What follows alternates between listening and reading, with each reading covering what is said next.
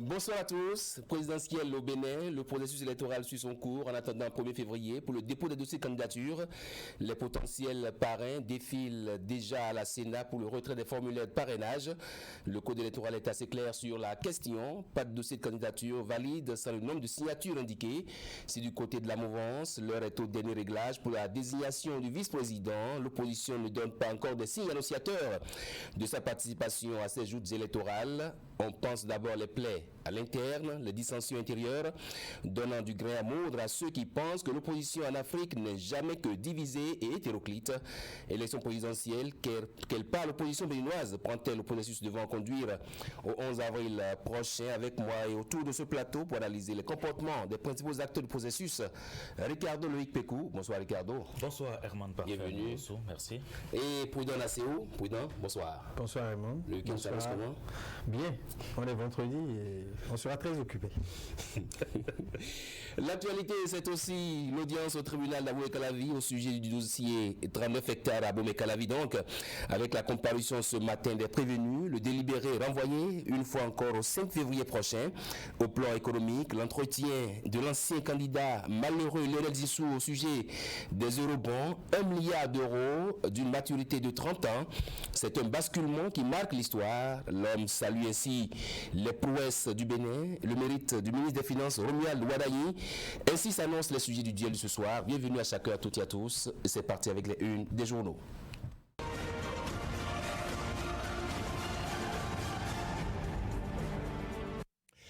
Nord-Sud quotidien pour démarrer. Appréciation de l'eurobond du Bénin. L'honnêteté de Zissou est à saluer.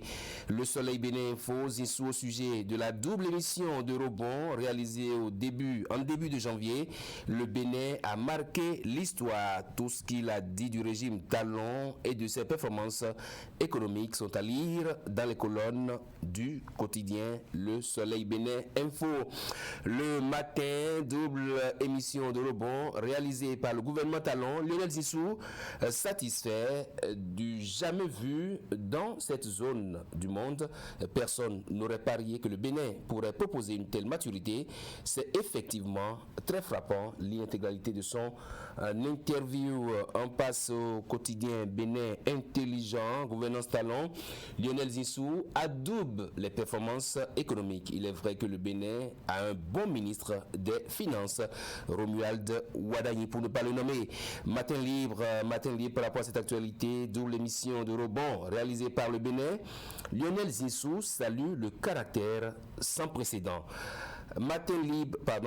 Fraternité à présent, entretien avec Martin Assobay. On change là de sujet. Président de l'ONG Alcrer, Talon a fait la différence. Tout ce qu'il a promis a été réalisé. Le pionnier de la société civile soutient que le chef de l'État a fait de la lutte contre la corruption un combat de tous les instants. Et on finit avec le quotidien Le Challenge, cérémonie de présentation des vœux au chef de l'État. Le président de l'Assemblée nationale, Louis Vlavonou, et les présidents des institutions saluent la dynamique Talon. Fin de cette une des journaux, c'est parti pour le duel.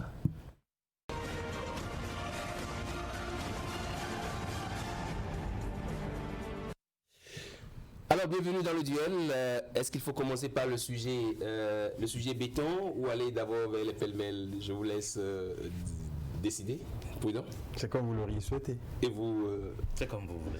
Oui, d'accord. Allons d'abord vers le tribunal de Calavi. Prudent, que s'est-il passé aujourd'hui dans le dossier des 39 hectares? Merci Herman. Dans le dossier des 39 hectares, il faut quand même indiquer que le parquet a poursuivi depuis le 7 décembre dernier plusieurs personnalités et personnes impliquées dans ce dossier. Donc le premier procès, l'ouverture du procès était prévue pour le 15 janvier, donc vendredi dernier. Et à l'ouverture du procès, le juge a inculpé, disons, une trentaine de personnes environ dans le dossier. Les autres, qui avoisinent une centaine, qui avaient été convoquées par le parquet, en réalité, sont rentrés chez elles. Et après donc l'inculpation de ces prévenus et autres personnes poursuivies sans mandat, le juge a demandé aux parties, donc aux avocats, de se constituer pour leurs clients, ce qui a été fait. Ils sont une trentaine environ à se constituer pour les différents prévenus. Et on a donné la parole au ministère public qui a indiqué qu'il souhaitait un report sous week-end. Donc les avocats ont demandé au juge de libérer tous les prévenus parce que le parquet a souhaité une semaine pour des enquêtes complémentaires et que ces personnalités poursuivies, parmi les personnes poursuivies, il y a des personnalités qui ne pouvaient pas quitter le territoire et qui jouissaient d'une parcelle de pouvoir public, donc ancien chef d'arrondissement, ancien maire, ainsi de suite, donc qu'on pouvait les poursuivre sans mandat de dépôt. Et après les débats, le parquet est resté ferme en indiquant qu'il était totalement contre le fait que le parquet n'a pas accédé à la requête des avocats et finalement le juge a mis le délibéré pour aujourd'hui. Et aujourd'hui au tribunal, l'audience a été ouverte autour de 10 heures. Donc il y a eu un délibéré concernant le dossier. Sur le deuxième qui était le dossier concernant Abou Mekalavi, le juge a renvoyé le délibéré pour le 5. Ça veut dire que le débat au fond n'a pas encore eu lieu. Pas du tout alors. Les débats concernant ce dossier n'ont pas encore commencé. Donc il y a une question, donc on va dire préjudicielle, qui est aujourd'hui, qui a été soulevée, qui va être délibérée, qui est aujourd'hui donc dans la sentence que le juge va rendre, soit il accède à la requête des avocats ou il rejette. Et c'est sur ça que le délibéré doit pouvoir porter.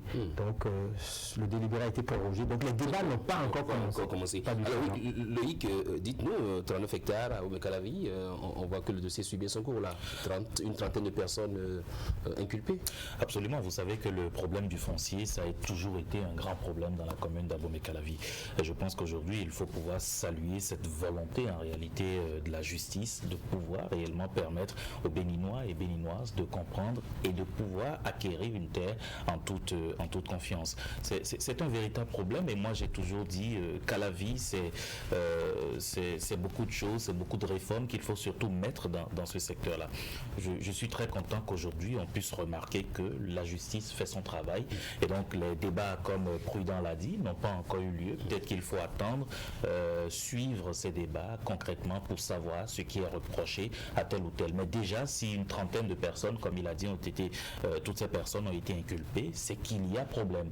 Et donc il faut creuser pour savoir en réalité ce qui en est. Mais à côté de ça, je pense que c'est un signal fort. C'est un signal fort qui est ainsi lancé par le tribunal de Calavi, le procureur, le président du tribunal, pour réellement faire ou amener les uns et les autres, tous ces propriétaires terriens à Calavi, tous ceux-là qui... Parce que vous savez, à Calavi, je connais des gens qui ont vécu des situations, vous achetez une parcelle aujourd'hui, 20 ans après, quelqu'un d'autre vient pour dire que c'était pour son arrière-grand-père. Donc c'est compliqué. On voit la même parcelle à plusieurs personnes de l'escroquerie. Donc je pense que c'est quand même un signal fort qui est donné, qui est lancé, et ça devrait permettre aux uns et aux autres de faire plus attention désormais. Est-ce que vous sentez, quand vous voyez un peu le comportement des prévenus, une certaine sérénité à leur niveau? Pour vous qui étiez au tribunal ce matin. Sérénité, oui, j'ai longuement échangé avec quelques prévenus aujourd'hui, notamment l'ancien maire et quelques chefs d'arrondissement. On sent quand même une sérénité, mais vous savez, ce procès, quand il va s'ouvrir et connaître une évolution ou un dénouement, permettra que l'on apprenne, en tout cas, sur ce qui est de la gestion administrative de certains dossiers. Parce qu'en réalité, les personnes prévenues sont retenues dans le lien de la prévention du fait qu'ils ont posé des actes pendant qu'ils étaient aux affaires. Et là encore, il y a une responsabilité administrative parce qu'ils sont poursuivis pour des chefs, pour la plupart, pour des chefs d'accusation d'abus de fonction, d'escroquerie et pour certains d'associations de malfaiteurs. Donc on comprend bien que pour certains, il y a l'abus de fonction et que pour d'autres, il y a par exemple l'escroquerie et je dirais l'association de malfaiteurs. Et comme on le sait généralement dans les procès, c'est à l'issue des débats et à la lumière donc des faits qu'on pourrait se faire une idée sur la responsabilité de chaque prévenu à la recherche donc des éléments matériels qui pourraient montrer que les gens, voilà, et ainsi de suite. Donc on attend vraiment de voir. Mais aujourd'hui, comme vous le dites, on sent quand même une sérénité de la part d'un certain nombre de gens qui disent jusque-là que leur nom ne figure nulle part et que leur action est tout à fait impartiale. Il y en a aussi qui sont aujourd'hui totalement pas du tout sereins, qui sont totalement inquiets du fait du rôle qu'ils ont pu avoir joué à travers la revente des parcelles ou à travers, je dirais, les prébendes obtenues auprès de la demanderesse d'une certaine corridor. Ricardo, est-ce que vous comprenez un peu cette volonté des populations à voir ce dossier vite jugé? Oui, absolument, parce que les populations de Calavi ont tout le temps été victimes malheureusement de cette situation qui honore guère notre pays, qui a toujours montré les faiblesses du foncier. Je pense que c'est normal que la population veuille savoir ce qui s'est réellement passé et cela devrait renseigner maintenant désormais sur ce qu'il faut faire avant, ou les informations, les recherches et tout qu'il urge de faire avant d'acquérir une parcelle à Calavi. Et je pense qu'il faut aller un peu plus loin, parce qu'après ce dossier de 39 hectares, quand on serait un peu plus fixé sur toutes ces personnes qui malheureusement ont pris une part active dans cela, il faut aller un peu plus loin et régler définitivement le problème du foncier dans la commune d'Abomey-Calavi. En tout cas, c'est un procès qui s'annonce, ce sont des débats qui s'annoncent très intéressants, et je suis convaincu que la population fera un déplacement pour suivre. Et quand vous savez un peu, vous savez que cela intervient après les communales, on sait un peu ce qui s'est passé par rapport à l'ancien maire Bada, qui n'a pas été soutenu par certaines populations dans la commune d'Abomey-Calavi. C'est dire donc qu'il y a beaucoup de choses à découvrir. Très bien. Je reste avec vous, on va au plan économique. Les eurobonds, 1 milliard d'euros d'une maturité de 30 ans. Expliquez-moi un peu le contenu de ce... En fait, on en parlait déjà vendredi dernier, si vous vous en souvenez, sur ce plateau. Les eurobonds, en fait, c'est quoi? C'est quand un pays décide d'aller sur le marché financier international. Vous savez qu'on peut faire ça dans la sous-région. Mais là, le Bénin est allé un peu plus loin. Et donc, sur le plan international, tous les continents, Asie, Europe et tout ça. Et donc, le Bénin, en 2019, était déjà sur ce marché financier international et avait obtenu donc un financement, un prêt donc de plusieurs investisseurs. Mais cette fois, ce qui a changé, c'est que le Bénin est allé un peu plus loin. 1 milliard d'euros, soit donc 656 milliards de francs CFA. C'est en fait un roadshow. Ce que j'appelle roadshow, c'est que les investisseurs, ils sont là, ils viennent. Le ministre de l'économie et des finances, accompagné sans doute du directeur général de la Caisse autonome d'amortissement et puis du directeur général des affaires économiques, la délégation béninoise était là pour présenter à ces différents investisseurs venus de plusieurs pays du monde entier, de plusieurs continents, les opportunités d'investissement dans notre pays, le Bénin. Et qu'est-ce qui a été mis en avant par le ministre de l'économie et des finances? C'est la bonne santé financière aujourd'hui du Bénin. C'est la crédibilité de la signature économique du Bénin. Ce sont les différents programmes ou les différentes réformes qui ont été initiées par le gouvernement du président Patrice Talon. Et donc, il y a toutes ces choses-là, tous ces arguments qui ont été valorisés, qui ont été mis sur la table pour permettre justement à ces investisseurs de comprendre ce qui en est, de savoir si aujourd'hui on peut faire confiance au Bénin. Et donc, c'est après cela que les investisseurs ont décidé maintenant, chacun à son tour, de dire, bon, j'accorde tel crédit au pays, quelqu'un d'autre monte encore plus. Donc finalement, ils sont venus à 1 milliard d'euros. Wow. Il y a donc de quoi financer les projets.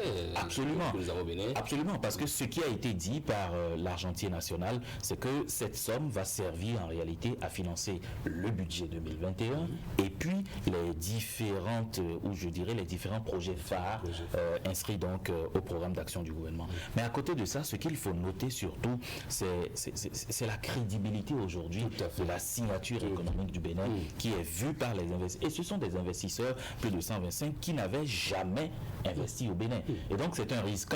Quand un investisseur vous prête de l'argent pour 30 ans, c'est dire que cette personne sait que vous allez rembourser parce que justement vous avez déjà eu à faire un certain nombre de choses qui plaident dans votre faveur. Et à côté de ça, ces 656 milliards de francs CFA, donc soit 1 milliard d'euros, vont aussi permettre de régler un passif. Je vous disais tout à l'heure qu'en 2019, le Bénin était déjà sur le marché financier international et avait déjà réussi donc une émission d'eurobonds. Alors la différence de tout ce qui a été pris en 2019, le Bénin va se servir maintenant de ce prêt-là pour payer ce passif et maintenant continuer dans la mise en œuvre donc, des réformes. C'est-à-dire que c'est une première et à côté de ça, il faut revoir le taux, en fait, 4,8%. Très bien. Ricardo, Prudent, quand on a vu tout ça, toutes ces explications, est-ce qu'on comprend alors pourquoi l'ancien candidat malheureux, Lionel Zissou, salue les efforts du gouvernement? Oui. Le vice peut ne rien comprendre, mais le journaliste, analyste sait de quoi il s'agit. Parce que Lionel Zissou, il est dans le surail des finances internationales. Et le ministre des Finances ne l'est pas moins. C'est vrai. Donc, ils sont du même environnement. Les loups ne se mangent pas entre eux. En réalité... C'est une affaire de loup, donc. Naturellement, ils sont dans leur marigot, ils sont dans leur matière. Donc, ici, nous devons saluer quand même le carnet d'adresse du ministre des Finances. Absolument. Parce que d'autres ministres des Finances n'auraient pas eu ce résultat à sa place.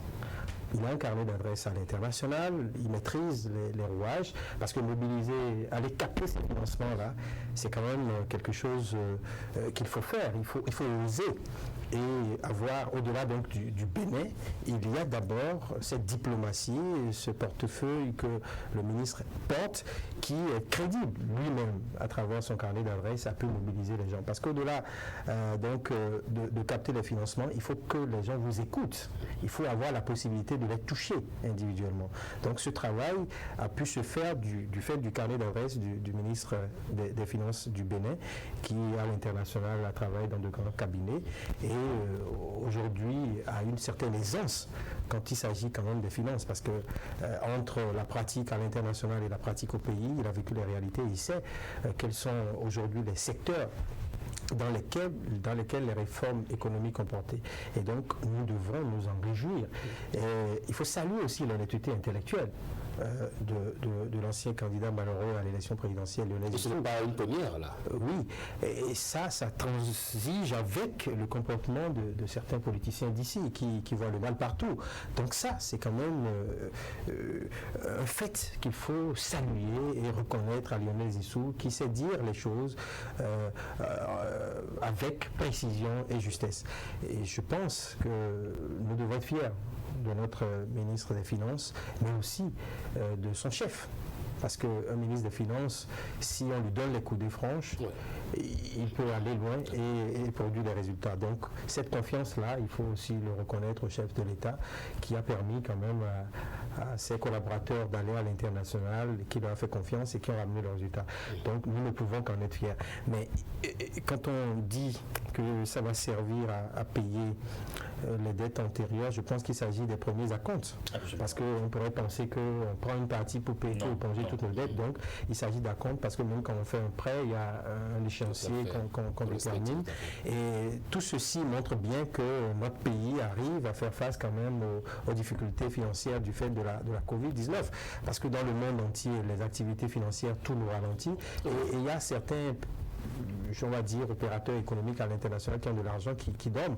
Et donc, aller capter ces fonds-là, moi je dis, c'est quelque chose de très bien. Et on ne peut que demander au ministre de continuer, parce qu'on en veut encore. Très bien. Est-ce que vous voulez que je ajouter rapidement? Oui, ce que je voudrais ajouter, c'est qu'à côté de toutes ces analyses faites par Prudent, il faut faire remarquer que s'il y a eu cette confiance des investisseurs d'un peu partout, d'Asie et tout ça, c'est dire que en réalité, on considère mieux aujourd'hui le Bénin. On n'a plus peur d'un certain nombre de choses. On n'a pas peur de prendre des risques, en réalité, pour le pays, parce qu'on sait que le pays, il est crédible et que des dirigeants font leur job, font un travail excellent pour pouvoir accompagner donc tout ceci. Et oui... non, mais quand vous avez fini, je pourrais placer un mot. Donc, c'est dire que les investisseurs révisent non seulement leur position sur l'Afrique, mais sur le Bénin en particulier. Mais à côté de ça, c'est surtout le leadership, c'est surtout le travail qui a été abattu par le ministre de l'économie et des finances et le jeune ministre de l'économie et des finances et tous les cadres justement de ce ministère pour arriver à ce résultat. Et tout ce qu'on peut espérer, c'est qu'il y ait encore d'autres l'eurobond pour permettre justement de financer les projets et de pouvoir remettre le pays sur les rails. Non, ce que je voudrais dire, c'est qu'entre ce régime et l'ancien, il faut saluer quand même la méthode qui a beaucoup changé. De toute façon, je rappelle encore que quand Zissou était Premier ministre, on est allé rechercher des financements en Europe qu'on n'a jamais pu mobiliser. Donc tout ça, moi je pense que la dynamique a changé, le process aussi, et on espère bien qu'on pourra gagner d'autres eurobonds aussi bien dans les mois à venir. C'est sûr que les années actifs déjà pour ça. Très bien. On va maintenant parler du sujet principal. L'élection présidentielle, c'est premier tour 11 avril prochain. Le processus électoral suit son cours. Pas le dossier de candidature valide, parrainage. Est-ce que vous voyez un peu chaque camp s'activer pour remplir ces conditions, ces critères, Loïc? Oui, d'abord du côté de la mouvance, puisque le président de la République est désormais candidat, il a dit, il a le soutien du bloc républicain, il a le soutien de l'Union progressiste et tout ça. Et donc c'est dire que dans son cas, il n'y aura pas de difficulté à obtenir le parrainage. Maintenant, le doute ou l'inquiétude, c'est au niveau de l'opposition, puisque les opposants continuent à s'inquiéter, à dire justement que c'est pas évident qu'ils aient ces candidats-là ou des potentiels candidats, qu'ils aient le parrainage. Chacun s'active donc pour pouvoir convaincre aussi bien maire que député. Le reste, c'est de savoir si tous ceux-là qui ont retiré déjà leur fiche pourront réellement accorder leur parrainage à un candidat de l'opposition, encore que dans le rang de l'opposition, on ne connaît pas encore les potentiels et probables candidats. Alors, qu'est-ce que je dis empêche au fond l'opposition de se décider? L'opposition va à cette élection un membre totalement cassé, membre, je vais dire, inférieur, parce amputé ou cassé. Donc aujourd'hui, l'opposition elle-même se limite. Et d'abord, il faut distinguer qu'il y a plusieurs oppositions. Il y a l'opposition formelle dans laquelle, je vais dire, on retrouve les démocrates et autres, durs contre l'opposition formelle ou l'opposition dure? Vous voulez dire que le FCBE soit dans l'opposition? On va dire que les FCBE, malheureusement, ils n'ont jamais été acceptés dans la grande famille de l'opposition. En fait, on les traite, et ça ne veut pas de moi. Les FCBE originels. Voilà, donc on les prend pour des traîtres. Et moi, je n'emprunte que les mots de ceux qui se réclament aujourd'hui de l'opposition dure ou formelle. Et donc, quand on prend l'opposition dans toute sa globalité, elle part à cette élection avec un membre cassé ou amputé, parce que il faut 16 maires ou 16 députés pour valider un ticket. Ou 16 maires et députés à la fois. Mais malheureusement, quand on prend l'opposition même dite non formelle, les FCBE, ils n'ont pas les 16 aujourd'hui. Évidemment, en leur sein, il y a aussi une division interne, il y a une guerre de leadership, il y a des déballages, il y a des comportements qui n'éduquent pas du tout, qui s'observent depuis un certain temps, pendant qu'on devrait travailler chacun à son niveau, de par son carnet d'adresse, à convaincre des maires, à convaincre des députés pour faire valider le ticket présidentiel. Ils sont là à gérer des problèmes de personnes. Pendant ce temps, on voit Rouppé qui est dans son rôle et qui indique que les FCBE doivent pouvoir y aller. Il y croit dur comme du fer. On leur souhaite bonne chance. Maintenant, l'opposition dite formelle, c'est à son niveau que moi j'ai un peu de problème. Parce que quand on voit les personnalités qui composent cette opposition, ils connaissent pratiquement tous ceux qui sont aujourd'hui maires ou députés dans le Bénin, même s'il y a quelques jeunes qui ont émergé à l'issue des dernières élections. On ne peut pas leur faire l'affront qu'on les retrouve dans l'incapacité de mobiliser 16 députés ou maires. Donc je pense qu'ils peuvent, quand je prends des gens comme Éric Rouleté, quand je prends des gens comme Moréni Attiadé qui se retrouve dans les démocrates aujourd'hui, ils peuvent. Quand je prends quelqu'un comme Joël Aïvo qui a quand même annoncé d'une façon ou d'une autre à travers certaines tournées, une certaine proximité avec les populations dans l'élan d'aller défendre leur cause dans le fauteuil présidentiel, on peut dire que s'ils se prennent au sérieux, ils pourraient mobiliser cette candidature. Et la chance que le président ou l'actuel candidat, l'actuel président de la République leur donne, c'est qu'il est candidat. Et du fait qu'il est candidat, les velléités s'estompent au niveau donc des deux blocs présidentiels. On a constaté que systématiquement, l'UP s'est réuni pour dire qu'ils choisissent comme candidat Patrice Talon. Les Républicains... Même si à ce niveau également, il y a des parrains qui disent qu'ils vont respecter les choix de leur parti politique. Et c'est là où je voulais en venir. Aujourd'hui, nous avons salué la neutralité donc, des Républicains ou du parti du bloc républicain qui n'a pas fermement indiqué à ses élus de choisir des candidats qui viennent des partis formels. Est-ce que pour autant c'est une bonne option, le fait de rester neutre je trouve. Parce que le parrainage en lui-même est porteur de gènes confligènes.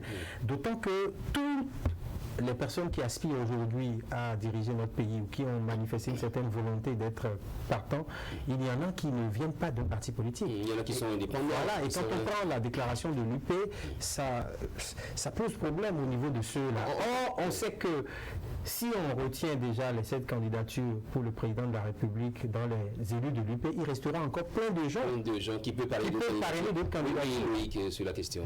Non, je pense que les parrains ou les députés ou les maires... Et surtout sur la neutralité du BR comparé à l'Union progressiste. À l'Union progressiste. Non, je pense que le BR est dans une bonne dynamique, il faut le dire, impartial donc dans les choix. Cela donne la possibilité aux députés comme aux maires républicains de pouvoir choisir leur candidat, de savoir qui ils veulent réellement parrainer. Mais par rapport à l'Union progressiste, certains ont dit, et on a lu dans les journaux, qu'ils ne pourront suivre que le choix de leur parti politique. Et c'est tout à fait normal. Moi, j'ai des doutes par rapport justement à cette opposition, comme il a dit, cette opposition dite formelle, et puis les FCBE qui sont plutôt dans des querelles de et c'est pas l'opposition dure et l'opposition modérée. Parce que quand on dit formelle, l'opposition dure, les démocrates, et puis l'opposition modérée, les forces Cori pour un Bénin émergent. Je pense qu'aujourd'hui, il faut changer de stratégie. Je ne suis pas, on n'est pas des consultants pour ces différents partis, mais il faut changer de stratégie pour qu'à la veille, on ne dise pas justement que parce que on n'a pas obtenu de parrainage, on ne va pas aux élections. Ça, ce serait pas bien, tout simplement.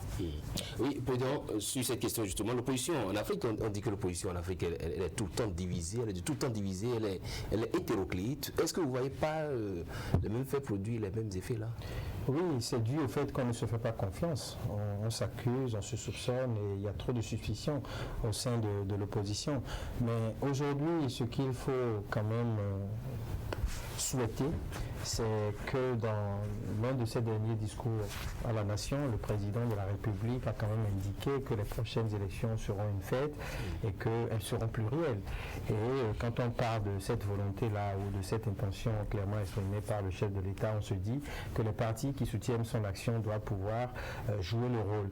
Aujourd'hui, moi je pense que l'opposition, quoi qu'on dise, elle sera plurielle pour la présidentielle. Je ne suis pas en train de voir cette opposition-là avoir un seul candidat dans le sens où on a déjà vu des gens qui se sont démarqués, qui se sont affichés comme étant de l'opposition, mais qui ne se sont pas fondus. Est-ce que vous voyez l'opposition dure présenter des candidats, effectivement?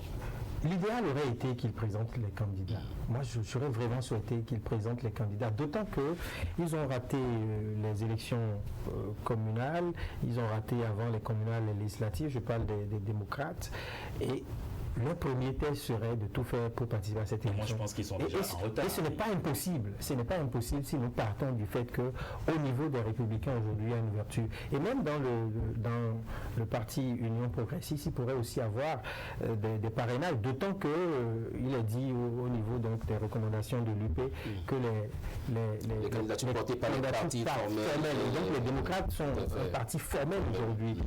Celui que je vois pénalisé, c'est beaucoup plus à Yvon dans ce cadre-là. Soit dit en passant, il peut être aussi porté par un parti. Il y a la Flamme renouvelée, il y a beaucoup de partis politiques. Il y a même le PAD qui n'a pas encore dit son dernier mot. Mais il est trop tard parce que le retrait donc, des fiches de parrainage est ouvert et en principe, ils doivent pouvoir faire son adhésion formelle à un de ces partis politiques pour ne pas subir le dictat donc, de l'orientation donnée par l'Union progressiste. Oui, Loïc, vous parlez du retard tantôt. Oui, je pense que les partis de l'opposition l'opposition sont en retard aujourd'hui. Parce que dans leur rang, quand vous prenez les forces Corripon et Bénin émergents, qui est-ce que vous voyez là qui puisse être candidat? Disons-nous la vérité. Beaucoup de gens expriment leur volonté. Il y a beaucoup d'autres, même si en même temps ils se tirent entre les pattes. Il faudrait qu'ils puissent peser réellement, comme on le dit, dans la balance pour faire face à Patrice Talon. Quand vous prenez dans le parti les démocrates, malheureusement, ils ne s'entendent pas encore pour désigner un candidat. Et comme il a dit, Joël Aïvo, qui est indépendant, va se faire porter par quel parti politique? Nous sommes à quelques... Il y a Yannick Dossou aussi, il y a Emmanuel, il y a Ida, il y a beaucoup d'autres, il y a certains Roussou. Ils sont tellement nombreux qui s'annoncent. C'est normal, c'est une compétition. Maintenant, ils peuvent avoir envie d'y aller. Tellement nombreux, mais ce n'est pas évident. Si on parle du critère du parrainage, on n'aura pas plus de 10 candidats. Pas du tout. Quand on fait la somme des maires et des députés que nous avons, ils ne peuvent que parrainer que, en fait, les 16, on n'aura que 9 candidats en plus. Oui. Si évidemment le parrainage était aussi ouvert et libre.